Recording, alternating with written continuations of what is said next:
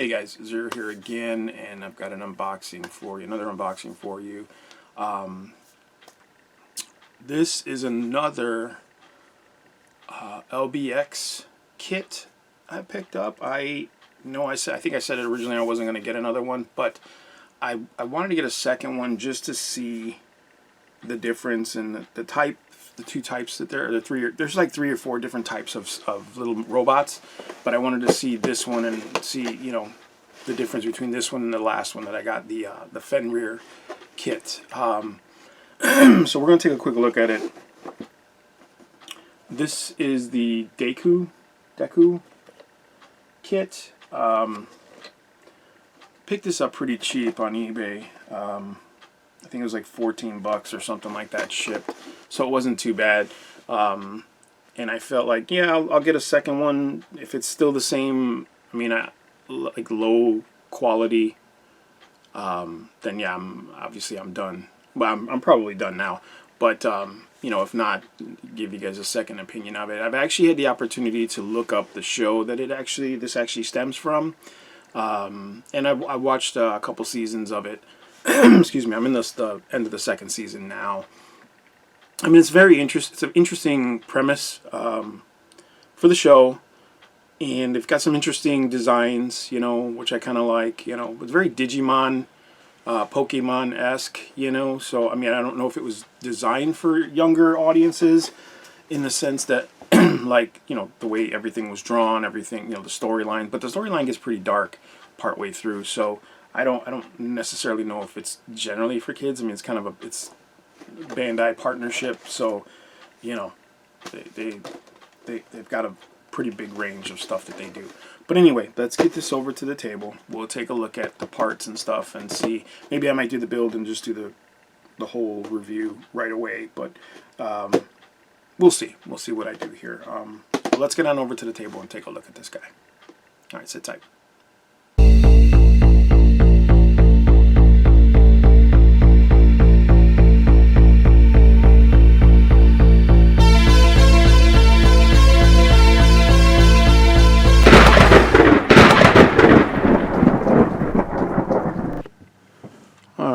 Everybody, let's take a quick look at the LBX DEQOO.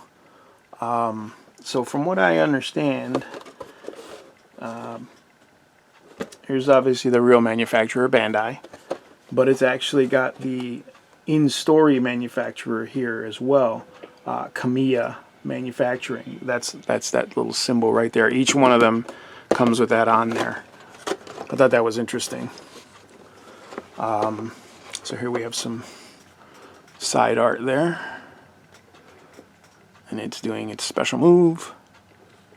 And then we have the pilots. You can pause that there if you want to read that, and I apologize if it's blurry or shaky, too shaky. But it's actually three people that pilot 3 different ones. Well, they're all the same unit, but some of them have different weapons. But it's pretty cool. And there's a side of the box there. So I think this is actually a Japanese box, because the American box doesn't have this Japanese logo on there. It's all pretty much in English, or maybe not. Maybe that, yeah, because I'm looking at the Fenrir box and they're all like that, I guess. So never mind, scratch that. Like I said, I paid like $14 for it. Shipped, so you know, it wasn't too bad. And I was gonna go with one of the other kits, but I just decided to go with the generic mono eye kit, the generic ZAKU kind of kit. It's not a ZAKU, but it's very generic like a ZAKU. So and I just picked up another kit from 30-Minute Missions, which is a whole different series, again made by Bandai, and they have a Cyclopean mech in there too that kind of looks ZAKU-esque. So it's a trend that's running through all their series apparently. So here we have the stickers. There's not a lot, but I mean, I don't know, I might not use all of them. I might just paint most of that stuff in, with the exception of the shield, or I don't know, maybe I might do the shield as well, and at least the computer chip, that little program chip that goes inside the LBXs. We have a black sprue, or dark gray, and it's soft. It's you see, it's like it's not plastic. It's almost like polycaps. I think that's what it is. It's pretty much the polycaps. And you can see there the little boot, you know, so it shows you that this is all the stuff for the legs. And then, well, no, there's a torso symbol up there too, so I guess there's some torso parts. Oh, there's a little fist. So this just must be all the connecting parts. Yeah, because there's the other hand there, down there. And this one doesn't seem to, well, maybe this piece doesn't, but let's see. Let's check the rest of the pieces before I say something. Now this is cool. I like that they actually have 1, 2, 3, 4 different colors on a single sprue, and 2 of the colors are 2 different clear pieces. So you've got a clear green here. This is probably for like the computer chip cover. And then you've got the clear red, which is like the mono eye and a couple of the other pieces. Now, these are those pieces I was talking about before. This piece right here is actually a piece, it's not part of the sprue. This is actually part of the gaming piece for this kit. And it doesn't look like they sent me the caps. So, looks like, yeah, it looks like I don't get to play the game. I just get to look at the pieces. And there's the little blaster. It's like a little machine gun, laser gun. In the show, all the weapons that do projectile damage actually have like a glowing, like it's not like, it doesn't look like this. It's part like this until they're shooting it. Once they're shooting it, it's like a glowing energy thing, and it's got crackly energy around it. Like all the guns, it's not even just the mechs. It's like the real people in the real world that control the mechs. When they're using guns, the guns are like neon glowing color, like a plastic toy it almost looks like. So again, I don't know if this was, like, I'm assuming this show was geared towards kids, but you know, I don't know 100%. I mean, I'm assuming it is, and that's what people say it is, but you know, it's, for me, it's a little tricky. Alright, here we have some of the light brown or desert brown parts. Looks like armor, pretty much the external armor for the mech. There's another piece there. There's the boot. The boot. But you can see here on the sprue that there's, you know, there's head parts, torso parts, you know, leg parts. So pretty cool. And here we have the darker brown, yellowish brown parts. And you've got the shield, and it's got a little symbol with the shield on it. Some of the under parts, I guess. And there's a little boot.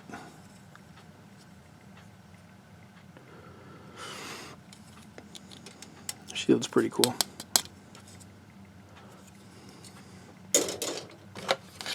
And then we have the same color brown with some more parts.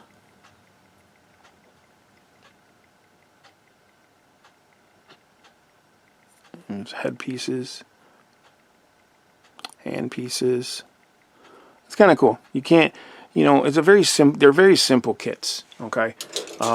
So there's not a lot of like, there shouldn't be a lot of confusion as to how to put these together, you know, things like that. You shouldn't run into too many problems with that. All right, here we have the instructions. And they're just like the other ones.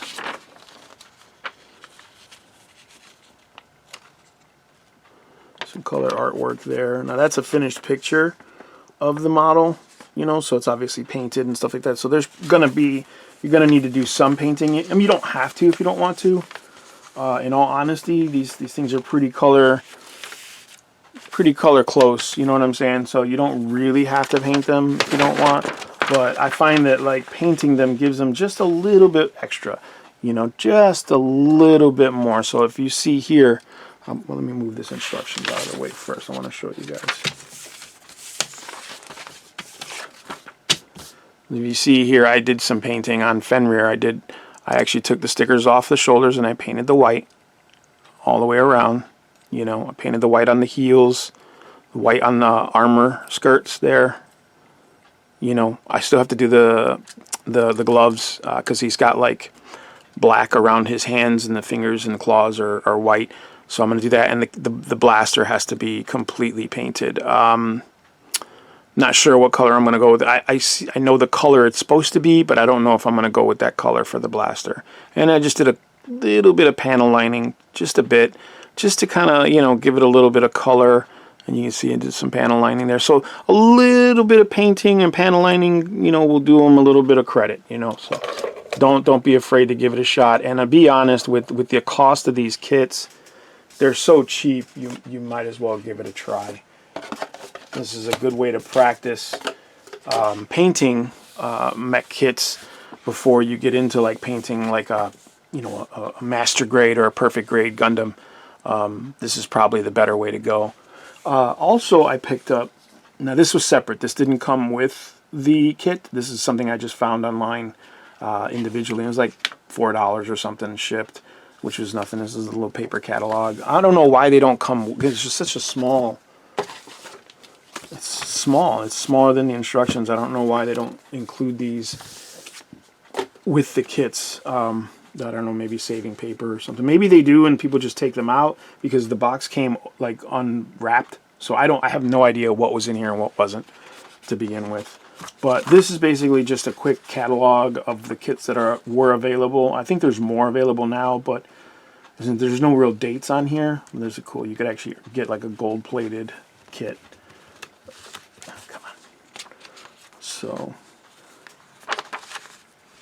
and this is the main character from the story, and as you can see, there's the DEQOO, you know, one of the originally main protagonists, but then you see later, you know, things change. Konoichi is another one of the main, protagonists, and these are antagonists. So it's Achilles, Konoichi, and Hunter are the three main characters that use LBXs, and then the other ones are people they encounter throughout the game or throughout the show, and they battle them, and then they become friends, and it's, you know, very anime trope typical. So you know, they're not breaking any grounds here with storyline. It's an interesting, like, you know, these little things. These are little programmable robots, and what I found out also is this is actually the scale that they are. So this is a 1:1 scale model of this little battler. So they basically carry these things around in their pockets or briefcases or whatever, and then they throw them into a cardboard, like a super cardboard box that's designed to be a battle arena with, you know, all kinds of effects. But these things can also affect the real world. So I find it a little bit weird, like they could kill you with their little laser guns, but these people are using them as a game to battle each other, but they could kill you with their guns and weapons. And partway through the second season, it gets to that point where they're actually affecting the real world, and I'm like, okay, my suspense of disbelief has been lost. But anyway, here we go. Here's some more of the kits here. Emperor is one of the main antagonists, and then he becomes a protagonist. There's another version of the DEQOO. It's like a scout version. It comes with a big old rifle. There's the Inbit. It's one of the villains, just always a villain. But there's like 100 of these, you know, like hundreds of them. Joker, again, another antagonist, and then becomes a protagonist. And Odin is an upgrade from one of the previous kits, the Achilles kit. And Pandora is an upgrade from Konoichi. Fenrir, which is the one I have, is an upgrade from Hunter. So it's kind of cool. They get to upgrade. Hakai is an upgrade from the Hakai 01 or the Hakai 0. Lucifer, antagonist. Xenon is another upgrade from the Emperor. Freet, I think, is the final upgrade for this guy. I haven't seen it yet. I don't know, but they kind of look very similar to me, so that's what I assumed. You've got Nightmare, which is an upgrade from the Joker. And then you've got the box displays, which will create, enough of them will create, this is a display for the mech, but this is actually the battle box that they fight in. So like an arena that you create and they fight in. Stickers, effect parts, which, you know, special weapon or special attack effects, weapon upgrades you can get. And it just goes into like how, you know, how simple they are to build and how customizable. Like you can actually swap parts from all the kits together and make your own LBX. That's it. That's a pretty cool little catalog I wanted to share with you guys before we call it a day here. But alright guys, as always, thank you for watching. Like, subscribe, share. Check me out on the Tabletop Dungeoneers Discord server. There's a little guy right there. And I will put the link for it in the description below, as well as our D&D After Dark channel. We go and do a live stream every Friday night at 9 o'clock or 9 p.m. Central. So please check us out. And if you go on, you can go on and chat with us and just talk everything Dungeons and Dragons. We try to talk about subjects for new dungeon masters and new players alike. So, you know, and we've got a lot of people on there with a lot of years of experience under their belt. So come check us out, come chat, tell them Zero sent you as always. And thanks for watching, guys. We'll see you soon.